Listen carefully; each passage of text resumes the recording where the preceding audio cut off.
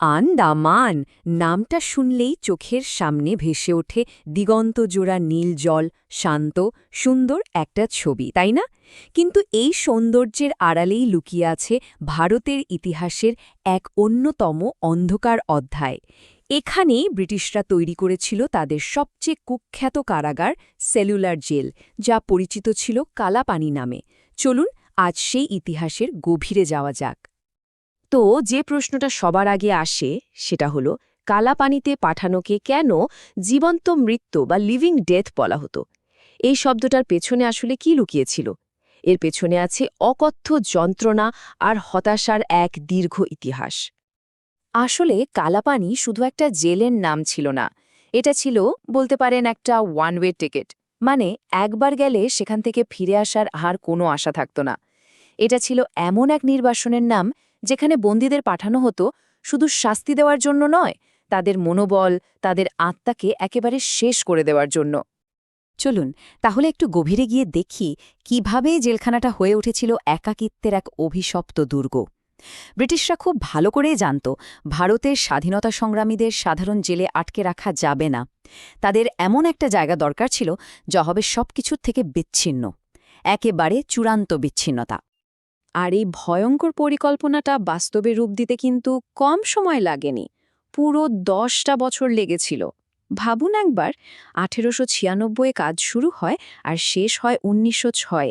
এর প্রত্যেকটা ইট গাঁথা হয়েছিল একটা সুচিন্তিত ভয়ঙ্কর উদ্দেশ্য মাথায় রেখে। এই জেলে মোট সেল ছিল 693টা, আর প্রত্যেকটা সেল ছিল সলিটারি বা নির্জন সেল, মানে এক সেলে একজনই বন্দী। উদ্দেশ্যটা খুব পরিষ্কার, নির্মম একাকিত্ব চাপিয়ে দেয়া। তাদের আসল লক্ষ্যটাই ছিল বন্দীদের মধ্যে সব ধরনের যোগাযোগ পুরোপুরি বন্ধ করে দেওয়া, যাতে কেউ কারো সাথে কথা বলতে না পারে, একে অপরের শক্তি হতে না পারে। ব্রিটিশরা চেয়েছিল বিপ্লবীদের একে অপরের থেকে একদম আলাদা করে দিয়ে তাদের ভেতরের বিদ্রোহের আগুনটাকেই নিভিয়ে দিতে। এটা ছিল এক কথায় একটা মানসিক অত্যাচারের কারখানা।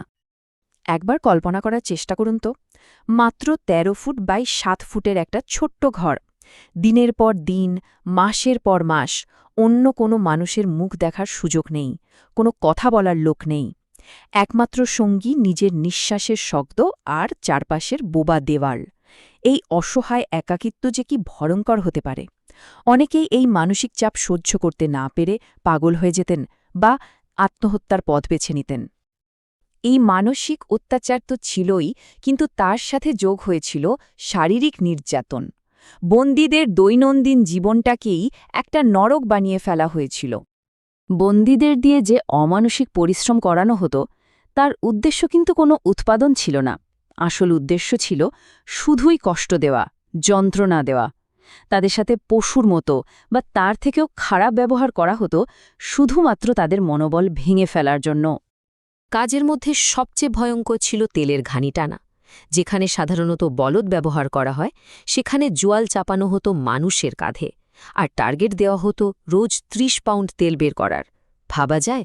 আর যদি সেই টার্গেট পূরণ না হতো, তাহলে জুটত 30 থেকে 50 ঘাট চাবুকের বাড়ি, না হলে হাত পা বেঁধে ঝুলিয়ে রাখা হতো, অথবা দিনের পর দিন খাবার বন্ধ করে দেওয়া হতো। আর এই সব পাশবিকতার প্রতীক হয়ে উঠেছিল জেলার ডেভিড ব্যারি। তার নিষ্ঠুরতার জন্যে সে ছিল কুখ্যাত। তার চোখে বন্দীরা কোনো মানুষই ছিল না, ছিল শুধু নির্যাতনের উপকরণ। এটা ছিল একটা দুষ্টচক্র, যেখান থেকে বেরোনোর কোনো রাস্তাই ছিল না। কাজ শেষ করতে পারলে না, তোমায় চাবুক মারা হলো, তারপর ছুঁড়ে ফেলা হলো অন্ধকার সেলে। দিনের পর দিন খাবার দেওয়া হলো না, শরীর আরও দুর্বল হয়ে গেল, ফলে পরের দিন কাজ করা আরও কঠিন। এটা ছিল এক অন্তহীন নির্যাতনের চক্র। কিন্তু এত কিছুর পরেও কি ব্রিটিশরা সফল হয়েছিল? না, এই অকল্পনীয় অত্যাচারের মুখেও ভারতীয় বিপ্লবীদের আত্মাকে তারা ভাঙতে পারেনি। সেই অন্ধকারের মধ্যেই জ্বলে উঠেছিল প্রতিরোধের মশাল। বিনায়ক দামোদর সাভারকর, বারীন্দ্রকুমার ঘোষ, বটুকেশ্বর দত্তের মতো কত শত বিপ্লবীকে এখানে বন্দী করে রাখা হয়েছিল। এরা তো পরিচিত নাম, কিন্তু এদের পাশাপাশি ছিলেন আরও হাজারো নাম না জানা বীর, যাদের আত্মত্যাগের কথা হয়তো ইতিহাসের পাতায় সেভাবে লেখা নেই, কিন্তু তাদের অবদান কোনো অংশে কম নয়। এই মানুষগুলো কি অদম্য মনোবল নিয়ে লড়াই করেছিলেন ভাবুন। চরম কষ্টের মধ্যেও তারা কবিতা লিখতেন, গান গাইতেন, একে অপরকে সাহস যোগাতেন, জেলের দেওয়ালে নিজেদের নখ দিয়ে খোদাই করতেন স্বাধীনতার স্বপ্ন। অত্যাচার তাদের শরীরকে হয়তো ভেঙেছে, কিন্তু মনকে ছুটে পারেনি। তাদের প্রতিরোধের উপায়ও ছিল নানা রকম। কবিতা, গান তো ছিলই, নিজেদের মধ্যে গোপনে খবর চালাচালি করতেন। কিন্তু তাদের সবচেয়ে বড় হাতিয়ার হয়ে উঠেছিল অনশন ধর্মঘট। বিশেষ করে ১৯৩৩ সালের সেই ঐতিহাসিক অনশন ব্রিটিশ প্রশাসনকে একেবারে নাড়িয়ে দিয়েছিল। ব্রিটিশরাও এর জবাবে আরও হিংস্র হয়ে ওঠে। যারা অনশন করতেন তাদের উপর চলত পাশবিক অত্যাচার। নল ঢুকিয়ে জোর করে খাওয়ানোর চেষ্টা করা হতো। এই প্রক্রিয়ায় অনেকেই মারা যান, শহীদ হন। কিন্তু তারপরেও তারা হার মানেননি, মাথা নত করেননি। কিন্তু কোনো অত্যাচারী চিরদিন চাপা থাকে না। ধীরে ধীরে সেলুলার জেলের ভেতরের সেই ভয়ঙ্কর সত্যিটা দেয়াল টপকে বাইরের দুনিয়ায় পৌঁছতে শুরু করে। আর এখান থেকেই শুরু হয় কালাপানির শেষের শুরু। যখন জেলের ভেতরের এই অমানবিক অত্যাচারের খবর সারা দেশে ছড়িয়ে পড়ল, তখন চারদিকে তীব্র প্রতিবাদ শুরু হল। এই জনমতের চাপের কাছে শেষ পর্যন্ত ব্রিটিশ সরকারকে কিছুটা হলেও ঝুঁকতে হয়। তারা এই জেলের ব্যবহার কমাতে বাধ্য হয়েছিল। তারপর ১৯৪৭ সালে দেশ স্বাধীন হল।